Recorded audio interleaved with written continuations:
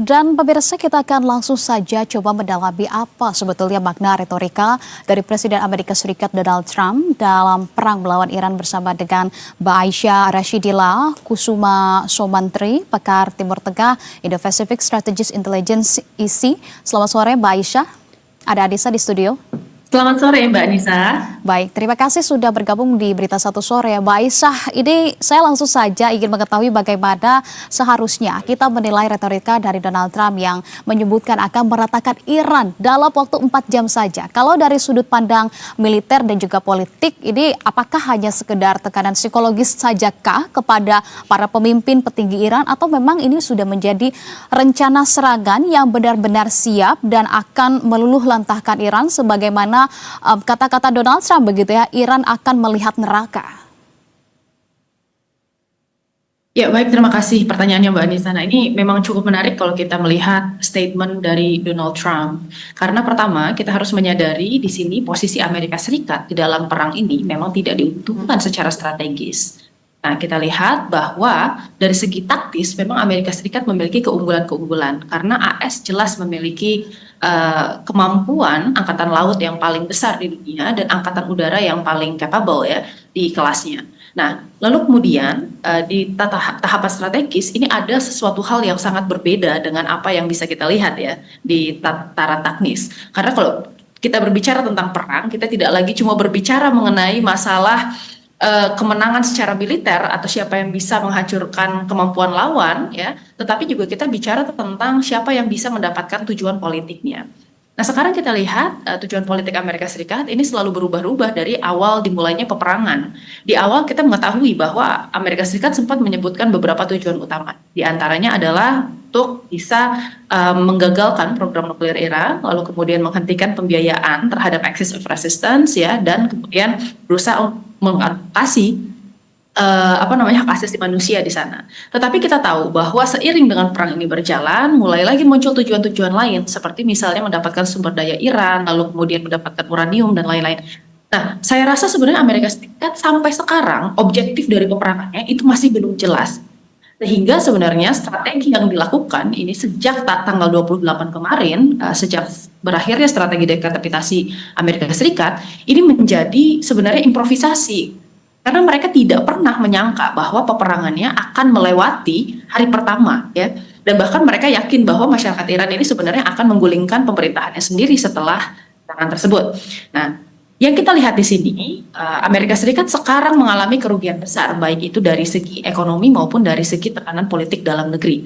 Minyak di Amerika Serikat sekarang harganya sudah mencapai $5 per galon ya. Sementara itu kita lihat juga dari segi barang-barang ini juga sudah naik dan masyarakat mulai merasakan dampak dari peperangan ini. Nah di sisi lain sebenarnya ada juga tekanan politik yang muncul, baik itu dari masyarakat maupun dari partai oposisinya gitu. Dan di sini Donald Trump kan harus membuktikan legitimasi peperangannya.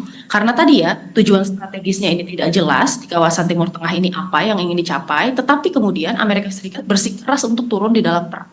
Banyak yang mengatakan bahwa proponen utama dari perang itu sebenarnya bukan Amerika Serikat tetapi justru Israel. Nah sekarang saya rasa Donald Trump ini sedang berusaha untuk mencari exit ramp dari konflik tersebut. Tetapi dia mencari exit ramp yang paling menguntungkan dan tidak memalukan untuk Amerika Serikat. Nah, sebenarnya agresivitas yang ditunjukkan oleh Trump dengan pernyataan yang menunjukkan bahwa Trump akan melakukan eskalasi konflik, ini sebenarnya bisa kita pahami sebagai cara Trump untuk melakukan coercive diplomacy. Gitu ya. Jadi Trump ini berusaha untuk menarik kembali Iran ke meja perundingan tetapi dengan cara-cara yang mengandalkan kekerasan. Oke, nah ini menarik. Tapi kalau kita lihat begitu ya dari perkembangannya, mungkin yang paling terdekat adalah dengan ancaman Donald Trump yang mengatakan kalau kita kembali juga pada judul dialog kita sore ini, begitu Donald Trump ancam meratakan Iran dalam waktu 4 jam jika tidak membuka Selat Hormuz. Nah, kita ketahui ini kan disampaikan oleh Donald Trump nanti paling terakhir adalah tenggang waktunya sampai Selasa waktu Amerika Serikat, begitu ya. Kalau di Indonesia mungkin pagi hari esok. Nah, analisa Anda dan juga melihat ataupun membaca dari dinamika yang ada saat ini di Timur Tengah maupun yang dilakukan oleh Iran, apakah Iran akan menyetujui kesepakatan ataupun ancaman yang disampaikan oleh Donald Trump ini atau akan bersikap sebaliknya? Saya rasa Iran di sini memiliki keuntungan secara strategis.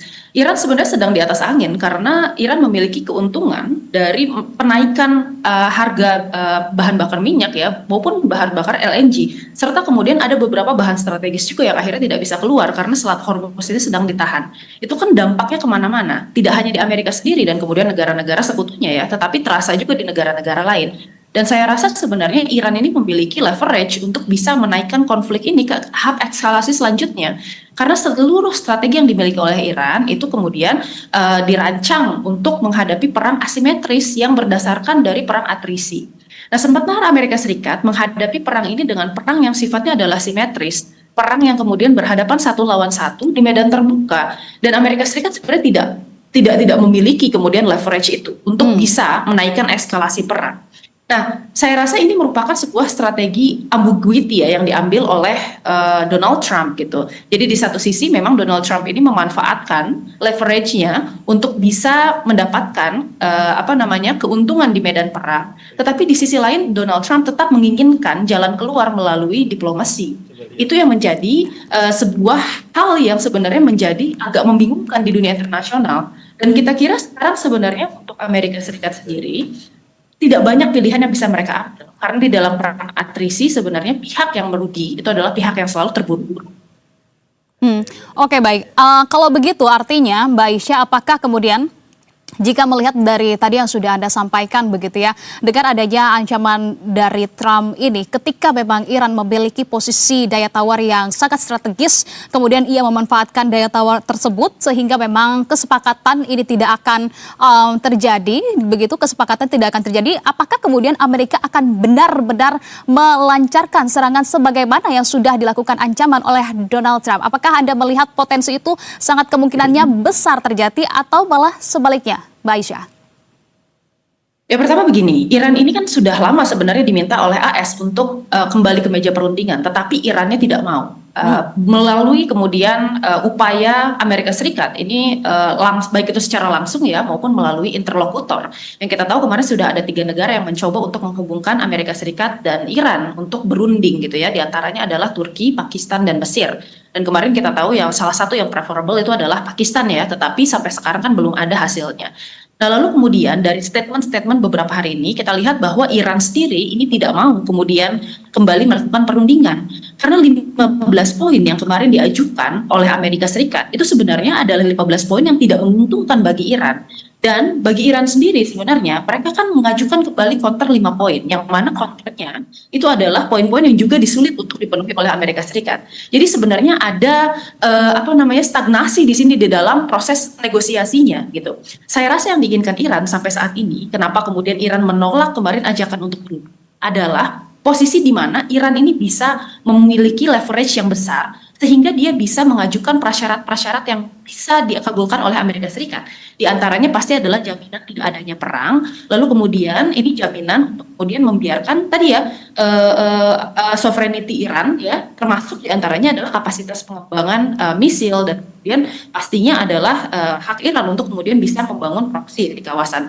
Nah, di sini kita lihat sebenarnya ancaman-ancaman dari Donald Trump ini kan bukan yang pertama kalinya terjadi. Sebenarnya juga Donald Trump mengancam kali pertama ya, ada ancaman ketika Iran tidak membuka 48 jam maka kemudian akan terjadi serangan. Nah, sekarang kita lihat apakah memungkinkan atau tidak gitu ya. Mungkin saja sebenarnya Donald Trump lakukan. Apalagi kita tahu bahwa dari kemarin Amerika Serikat ini kan sudah menambah ya sekitar 10.000 pasukan dan total ada sekitar 5.000 pasukan Amerika Serikat yang ada di sana. Pertanyaan besarnya, apakah Iran akan diam saja ketika kemudian pasukan Amerika Serikat memasuki wilayahnya? Benar kan tidak? Dan Iran ini sebenarnya bukan negara yang sebenarnya mudah untuk ditaklukkan. Karena kita lihat di sini, Iran ini agak berbeda dengan Iran. Ataupun bahkan kita bicara tentang Syria dan Lebanon gitu ya. Di mana Iran ini sebenarnya memiliki battle terrain yang sulit, dikelilingi pegunungan dan kemudian ada beberapa gurun di sana. Yang menyebabkan kemudian Amerika Serikat nanti kesulitan masuk, bahwa adalah satu-satunya jalan masuk ke Iran itu adalah coastal areanya, yang mana itu dekat dengan Selat Hormuz dan perbatasan dengan Pakistan ya. Tapi di situ pula itu pasti sudah dipasangi ya coastal defense yang kemudian sangat kuat gitu, karena Iran sadar betul bahwa itu adalah kelemahannya gitu. Saya rasa sebenarnya Amerika Serikat sekarang memiliki 3 pilihan di dalam melakukan ground operations.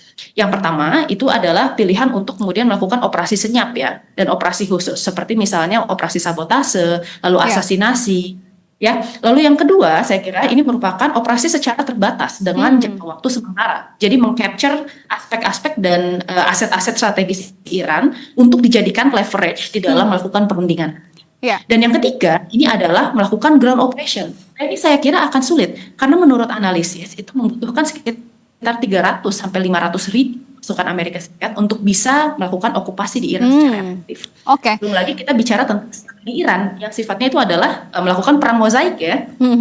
Oke, menarik karena memang kalau kita lihat begitu ya, ancaman demi ancaman memang sudah sering kali dilontarkan oleh Donald Trump dan juga pernyataan-pernyataan yang tidak konsisten kita ketahui begitu ya.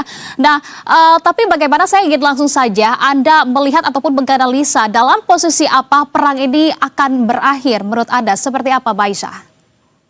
Hanya dua cara perang ini berakhir. Yang pertama itu adalah memenangkan perang ini secara taktikal maupun strategik ya. Yang kedua adalah memenangkan di meja perundingan. Kalau misalnya perangnya berlangsung dengan cukup lama, maka kemudian saya kira ini escalation ladder-nya akan jauh lebih menguntungkan Iran. Karena Iran yang tadinya hanya menguasai 4% dari total minyak dunia, sekarang menguasai sekitar 20%. Jauh lebih besar bahkan dibandingkan dengan Amerika Serikat sendiri yang hanya menguasai sekitar 16-18%. Sehingga dampak perangnya itu akan berlarut-larut dan Iran akan kemudian memiliki keuntungan yang besar. Yang diincar bukan kemenangan secara militer, tapi kemudian exhaustion dari sistem politik dan kemudian tekanan ekonomi yang kemudian dihasilkan dari strategi Iran. Nah, yang kedua adalah ketika ini berakhir di meja perundingan. Saya rasa ini perlu ada sebenarnya pertama ceasefire yang disepakati oleh kedua belah pihak. Tapi lagi-lagi ya, Iran ini kan terus berusaha untuk menaikkan eskalasi perang karena tahu bahwa ceasefire ini sebenarnya akan kontraproduktif dengan strategi dia untuk terus menaikkan harga-harga barang dan aset internasional gitu ya.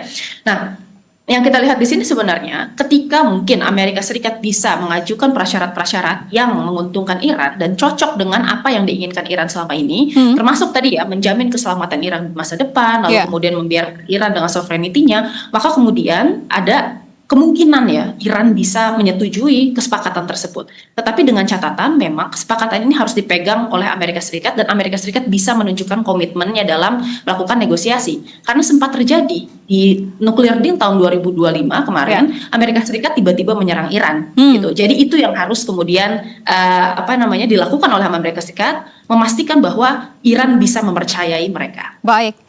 Oke, baik, kita akan nantikan dan juga kita akan melihat selanjutnya perkembangannya dalam jangka waktu dekat begitu ya. Yang paling terdekat adalah dalam waktu Indonesia esok.